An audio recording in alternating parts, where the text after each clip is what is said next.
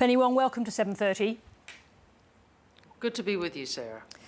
Is it possible this is just the beginning of Donald Trump's tariff war? Could there be other much bigger sectors at risk? Well, first on the tariffs, as you would have heard both the Prime Minister and I say, that we believe this is an unjustified decision. We don't believe this is the way a friend ought to treat us. We think tariffs are harmful to the American economy, and we don't believe they're justified. You've heard us say that for some time. I also heard some of the introduction, which really goes to your question, which is, what do we anticipate from the Trump administration? You would have heard from me over the last period that President Trump has said he will do things differently. We shouldn't be surprised if he does, and he is. You would have heard me say that President Trump and this administration envisages a very different role for America in the world, and it does. And we will deal with that with focus, with discipline and calmly. And what we won't do is what Mr Dutton has done. What we again confirmed today, Sarah, about Mr Dutton, whenever Australia faces a challenge, he sees a political opportunity. Wherever he's got a chance to back Australia, instead he goes for the political attack. Today we saw Peter Dutton's recklessness yet again confirmed. Is it your view that the tariffs on aluminium and steel are now completely a done deal, or is there more negotiation to come? Well, there's always more advocacy, there's always more negotiation and putting of the Australian case. That is what we will continue to do, that's what we have been doing. But I would say this, we heard Peter Navarro in the lead up to this decision and in the context of this decision saying a number of things, and a very important thing he said was that the Trump administration made a mistake in its first term in giving it exemptions, and that those exemptions did not work. So we know exemptions were gained by a number of countries in the first term, and the lesson that senior members of the Trump administration have taken from that time is that that was a mistake. So it gives you a bit of a sense of why I said some time ago that the hill, we had a harder hill to climb on this occasion. Is that why the Prime Minister chose not to call President Trump in recent weeks? We know he had a call about the tariffs when they were announced, but is that why he chose not to make the call, or was it that he couldn't get the President on the phone? Well, let's get real about phone calls. There have been two phone calls. There's been a phone call that the Prime Minister had to congratulate President Trump, and there was a phone call in recent times where the Prime Minister and the President had a lengthy discussion about these issues. And you heard the Prime Minister explain to the Australian people that he put Australia's case to the President. He made clear that we have that America has a trade surplus with Australia. He put the case for our exemptions in the narrow and more broadly, and the President said he would consider that. So obviously we had the opportunity to put that to him. A further phone call has been requested. And we will continue advocacy, both at the Prime Minister but also at the official level, where there has been really an unprecedented amount of work done in Washington on this. Now, the Prime Minister in the previous phone call brought up Australia's supply of critical minerals. Have they been part of the negotiations over recent days and weeks? Well, President Trump's administration has talked about the importance of critical minerals, talked about the strategic significance of that sector, and has talked about the importance of America gaining more secure domestic supply arrangements and changes to the global market on that. Now, Australia obviously is a country where we are blessed with many critical minerals. You would anticipate being as disciplined and as focused as we are, of course, we listen to those signals. But I'm not going to go through on national media the step-by-steps of negotiations, Sarah, but you would anticipate that, of course, we looked at all those things that the Trump administration had indicated were of value. Now, can you imagine a scenario where Australia faced an existential military threat and the US president wanted us to sign over our mineral wealth to guarantee or as a precondition for military support? I'm not going to get into a hypothetical scenario like that, and I understand that you're referencing the discussion in relation to Ukraine.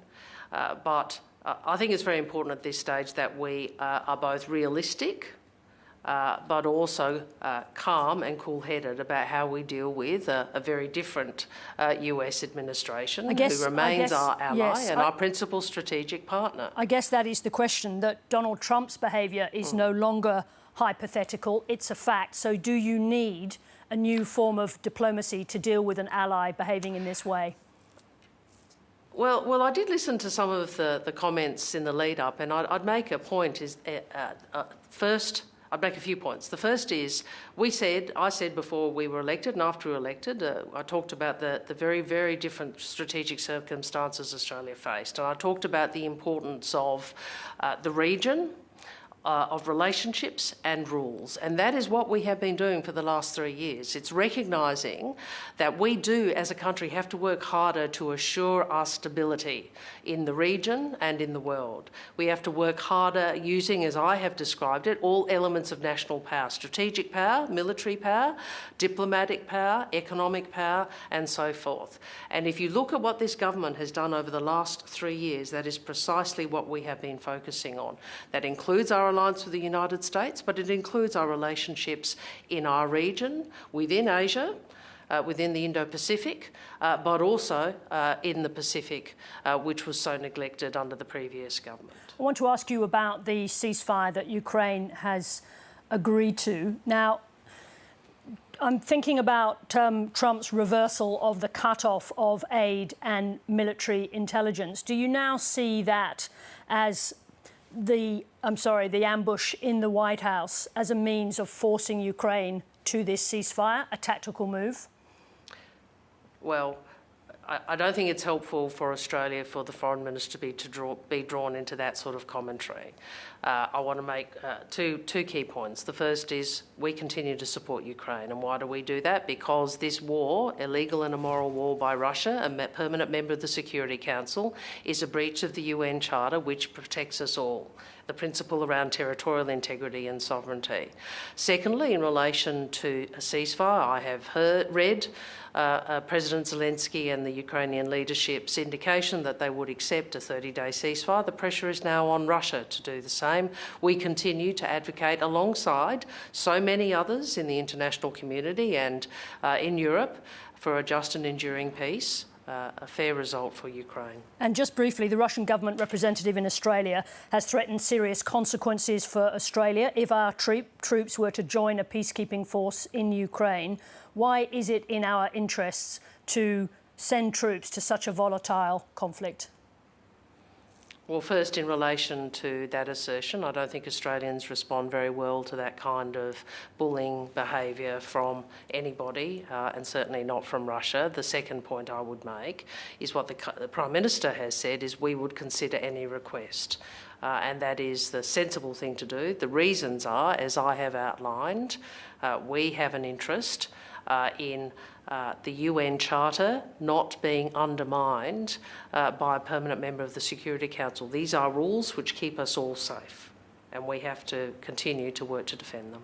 Penny Wong, thank you very much indeed for joining us. Good to speak with you, Sarah. Thank you. Now back to the topic of tariffs. Arthur Sinodinos was ambassador to the US between 2020 and 2023, which overlapped with Donald Trump's first term. He joined me from Washington earlier on. Arthur Sinodinos, welcome to 7:30. Thanks, Sarah. What's your response to today's decision? My view is we should have expected today's decision.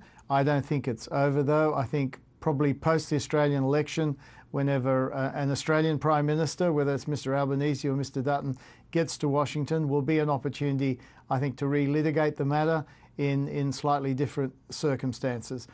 So I don't think Australians should give up on the prospect of trying to do something about this, but the reality in Washington is that the faction in the White House that believe that tariffs generate revenue, are needed to protect American industry, and that the best approach is no exemptions, have won the day, at least for now. What could actually change post an election? Well, once a leader comes out of the election, whether it's Mr Albanese or Mr Dutton, they come here as the recently elected or recently re-elected leader of the country, arguing in Australia's national interest, and will have an opportunity to eyeball the president. And the president's a deal maker, and dealing with him in this way may well work. I don't think the current circumstances were propitious for doing that, but that may well change after an election. Was it a mistake for the Prime Minister not to deal more directly with President Trump on this issue? I think the reality was that even if he dashed here in the last few days, I don't think it would have worked given the campaign that people like Peter Navarro in the White House were running. I just don't think the circumstances were right. All I'm saying is, if Australians want to have another go at this, the best time to do this is get the election out of the way and come here, whether it's Albanese with a renewed mandate or Peter Dutton with a mandate, and eyeball the president on all of this. Given what you're saying, would it have made any difference if the Prime Minister had been able to secure another phone call with President Trump? No. It's very clear to me that compared with the first administration under Trump, they were determined not to have exemptions and exceptions where possible. And the reality of the situation is that they knew from last time that if they put out one exemption or exception, others would seek to follow. There are lots of countries that were asking for an exemption this time around. The easiest thing for the administration to do was to stick to the idea of blanket tariffs, and let's get on with it. Is it unfair then, in your view, to blame the government for having failed in this negotiation? Look, I'm not going to get into the domestic debate on this. All I can tell you is from my vantage point in Washington, and I've said this for the last few weeks, the chances of getting an exemption were less than 50%. They were always unlikely to happen given the atmosphere here in Washington at the moment. The Trump administration believe in tariffs. He wants the money that he thinks tariffs will raise, and he wants the protective effect of tariffs. And there's a faction in the administration that believe they can restore manufacturing to what it was in the 50s and 60s in America. That's their sort of view of where things should go. On the potential for another phone call, as a former diplomat yourself, no diplomat wants to put his or her Prime Minister on the phone to receive a no. Is that why Kevin Rudd didn't put Anthony Albanese on the phone to Donald Trump? Look, I don't know why there were no further phone calls. I do know in the meantime that Kevin Rudd and the embassy here were doing their own lobbying, both in the administration and the Congress. Jim Chalmers was over here during the Super Summit talking to senior people in the administration. So there was lots of work going on. The Americans were under no misapprehension as to what our concerns were. How do you deal with an administration that says things like Australia carried out a full frontal assault on the US aluminium industry, when in fact Australia's share of that industry is tiny?